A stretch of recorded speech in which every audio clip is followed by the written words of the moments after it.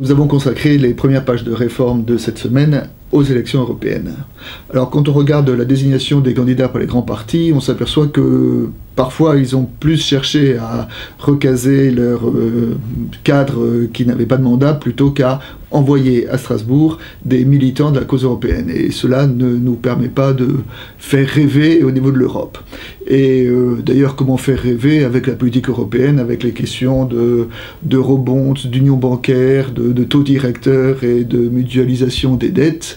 C'est bien difficile, mais après tout, ce qu'on demande à la politique, c'est d'édicter des lois, c'est d'organiser la solidarité, c'est de faire des compromis pour favoriser le vivre ensemble, ça n'est pas de nous faire rêver.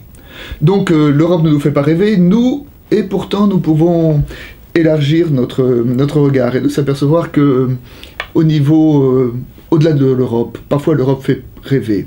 Lorsque nous avons rencontré les manifestants de la place Maïdan à Kiev, eux, ils rêvaient d'Europe. Et d'ailleurs pas tant pour l'argent que pour le droit. Et après tout, qu'est-ce que l'Europe? C'est un espace dans lequel un certain nombre de valeurs comme le respect des lois, la démocratie parlementaire, la laïcité, la protection des minorités, l'autonomie du sujet, le respect des femmes, sont des valeurs qui sont, je dirais, plus respectées que dans beaucoup d'autres endroits au monde. Ça, c'est du côté géographique. Maintenant, si jamais nous élargissons au niveau de l'histoire, que voyons-nous? Il s'avère que cette semaine, j'ai lu le dernier livre de Luc Ferry, dans lequel il dit la chose suivante.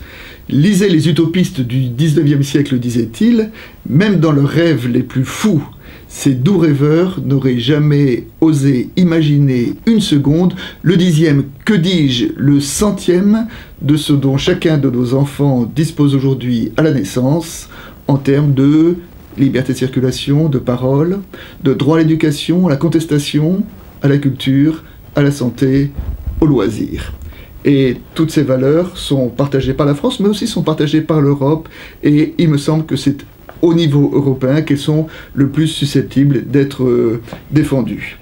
Alors, que ce soit par la géographie ou par l'histoire, vis-à-vis de ces élections, ne nous comportons pas comme des nantis obèses qui porteraient un regard dédaigneux sur l'Europe.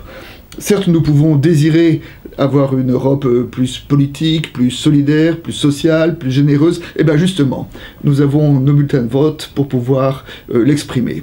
Alors, je sais bien qu'en Europe aussi, l'abstention est un droit, mais alors que ceux qui en usent se taisent à jamais.